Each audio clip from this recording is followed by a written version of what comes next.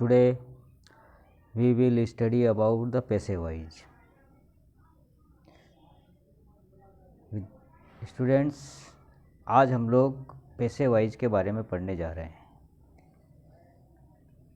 Actually passive voice होता क्या है?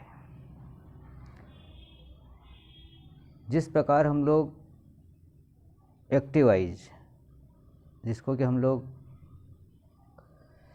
कर्ता वाच्य बोलते हैं, और पैसिव वॉइस जिसको कि हम कर्म वाच्य बोलते हैं। मतलब ये यहाँ पर एक्टिव वॉइस में हमेशा कर्ता प्रधान होता है, मतलब सब्जेक्ट को हम लोग प्रधान रूप से लिखते हैं, प्रधान मानते हैं, मुखिया मानते हैं।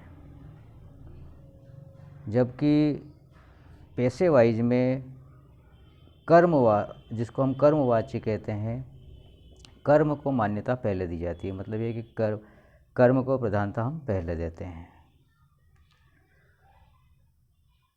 एक्टिव वॉइस में जो बोलने का तरीका होता है वो अलग होता है, पैसिव वॉइस में उसका तरीका थोड़ा सा बदल जाता है बोलने का।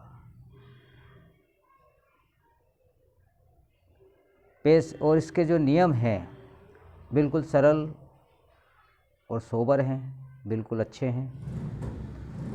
इसमें जो पहला नियम दे रखा है, पैसिव वॉइस में हमेशा कर्म को प्रधानता दी जाती है। ये इसके बारे में बता रहा अपने को। ऑब्जेक्ट को हम लोग सर्वोपरि मानते हैं। दूसरा नियम इसमें दे रखा है कि पैसिव वॉइस में हमेशा मुख्य क्रिया यानी मेन वर्ब जो होती है हमारी, उसका तीसरा रूप लगाते हैं,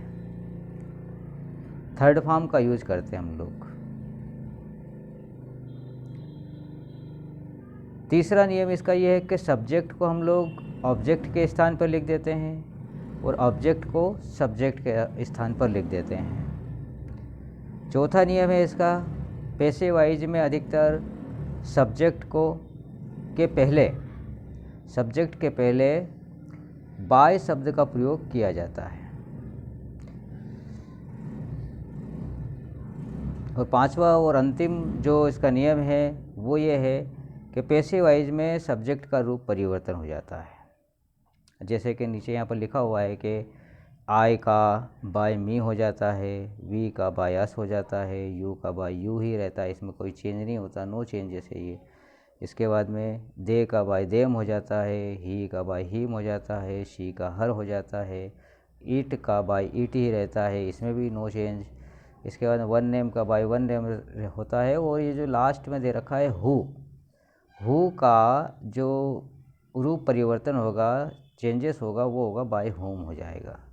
क्योंकि हु सेंटेंस के पहले आता है तो इसलिए बाय होम इसको हम लोग बना सकते हैं। इसको लास्ट में भी लिख सकते हैं और शुरू में भी लिख सकते हैं।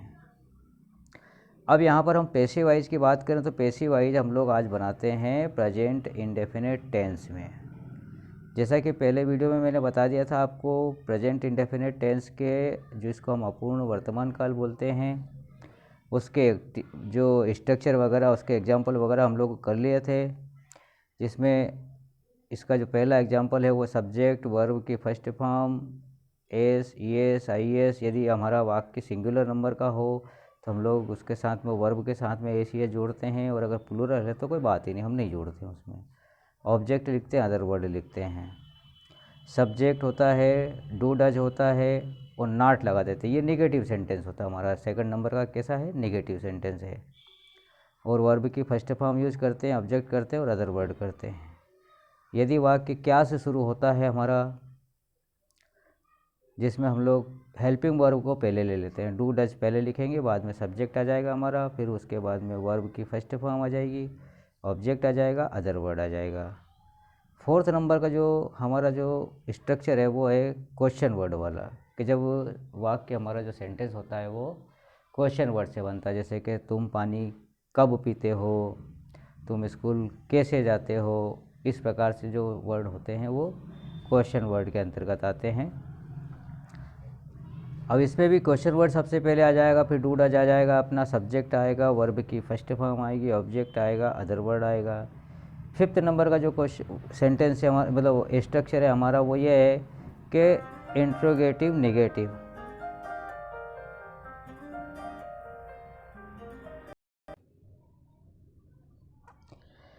हाँ, हम लोग बात कर रहे थे इसकी कि जब इंट्रोगेटिव नेगेटिव सेंटेंस होता हमारा क्या नहीं, तो हम लोग क्या करते हैं इसमें हेल्पिंग वर्ब लेते हैं, सबसे पहले सब्जेक्ट लिखते हैं, नॉट लगाते हैं, वर्ब की फर्स्ट फॉर्म होती है, ऑब्जेक्ट होता है, अदर वर्ड होता है।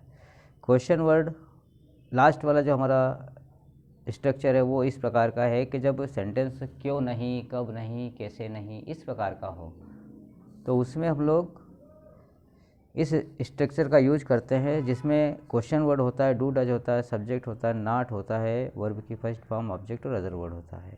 अब हम लोग अगर पैसे वाइज की ओर चलें तो पैसे वाइज में स्ट्रक्चर वैसे होते हैं सेम टू सेम, बस इज एम आर ऑब्जेक्ट थोड़ा सा चेंजेस हो जाता है, और हर टेंस में सिर्फ हेल्पिंग वर्ब बदलेगी, बाकी स्ट्रक्चर लगभग वैसा का वैसे ही हमारा रहता है। जैसे इसमें सबसे पहला ऑब्जेक्ट है और अफर्मेटिव वाला दे रखा है, तो इसको हम लोग object, is am are, verb की थर्ड फॉर्म, अदर वर्ड और बाय सब्जेक्ट। अब ये जो अदर वर्ड यहाँ पर वर्ब के बाद में दे रखा है, इसको हम लोग बाय सब्जेक्ट के बाद में भी लिख सकते हैं, ऐसा कुछ नहीं है, इसको बाद में भी लिख सकते हैं और यहाँ पर भी लिख सकते हैं, हमारे स्ट्रक्चर के अनुसार ये ठीक है। और अगर हम लोग उसको बाद में लिखना चाहें तो वो भी सेंटेंस हमारा गलत नहीं होगा। Object, is am are, not, verb की third form, other word, by subject, ये हमारा नेगेटिव सेंटेंस होता है। उसके बाद में वही वाला सेंटेंस जब वाक्य क्या से शुरू होता है, तो इसमें हम लोग इज एम आर पहले लिख देते हैं, ऑब्जेक्ट लिख देते हैं, वर्ब की थर्ड फॉर्म होती है, इसके बाद में अदर वर्ड होता है, बाय सब्जेक्ट होता है। क्वेश्चन वर्ड में भी ऐसे ही है, question word, is am are, object, third form, other word, by subject. इसके बाद में जब वाक्य वही क्या नहीं से शुरू होता है तो is am are, object, not, verb की थर्ड फॉर्म, ऑब्जेक्ट और अदर वर्ड और बाय सब्जेक्ट होता है। इसके बाद लास्ट वाला जब क्यों नहीं, कब नहीं, ऐसा वाला से होता है, तो उसमें question word, is am are, object, verb की थर्ड फॉर्म, अदर वर्ड और बाय सब्जेक्ट, इस प्रकार के यहाँ पर स्ट्रक्चर है। अब हमने एक तरफ एक्टिव वाइज के स्ट्रक्चर लिखे हैं, एक तरफ पैसिव वाइज के स्ट्रक्चर लिखे, और एक तरफ मैंने एग्जाम्पल में यहाँ पर एक्टिव वाइज का दे रखा है और एक तरफ पैसिव वाइज का दे रखा है। तो यहाँ पर सबसे पहला एग्जाम्पल है हमारा, she sings a song on the stage. She sings a song on the stage. अब यहाँ पर ये जो हमारा सॉन्ग है ये हमारा ऑब्जेक्ट है, ऑन द स्टेज ये हमारा अदर वर्ड है, सिंग्स ये आपकी वर्ब है और सी सब्जेक्ट है। अब यहाँ पर इसका जब पैसे वाइज बनाएंगे तो ए सॉन्ग इज संग ऑन द स्टेज बाय हर, इस प्रकार से। अब इसको जब एक्टिव वाइज वाले को हम लोग बोलते हैं she sings a song on the stage, तो इसको जब हिंदी में बोलेंगे तो किस प्रकार बोलेंगे कि वह स्टेज पर एक गीत गाती है, यह इस प्रकार होगा। लेकिन यहाँ पर जब इसको बोलेंगे ए सॉन्ग इज संग ऑन द स्टेज बाय हर, तो ये होगा हमारा कि एक गीत उसके द्वारा स्टेज पर गाया जाता है। तो इस प्रकार से हम लोग उसको बनाते हैं। इसके बाद में इसके उदाहरण देखें हम लोग, तो पहला उदाहरण है राम ड्राइव द कार, ये हमारा एक्टिव वाइज है। और जब इसका पैसिव वाइज बनाएंगे तो the car is driven by Ram, है ना, कि राम कार चलाता है, और इसमें कार राम के द्वारा चलाई जाती है।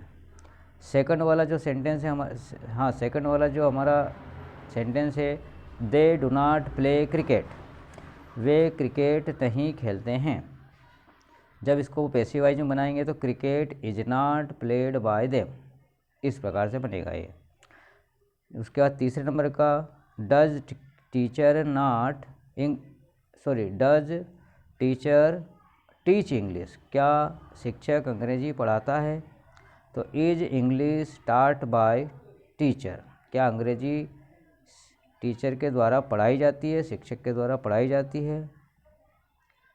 चौथे नंबर का how does he make kites, वह पतंगे कैसे बनाता है, तो इसमें यहाँ पर how are kites made by him, how are kites made by him, पतंगे उसके द्वारा कैसे बनाई जाती, इस प्रकार से बनेगा।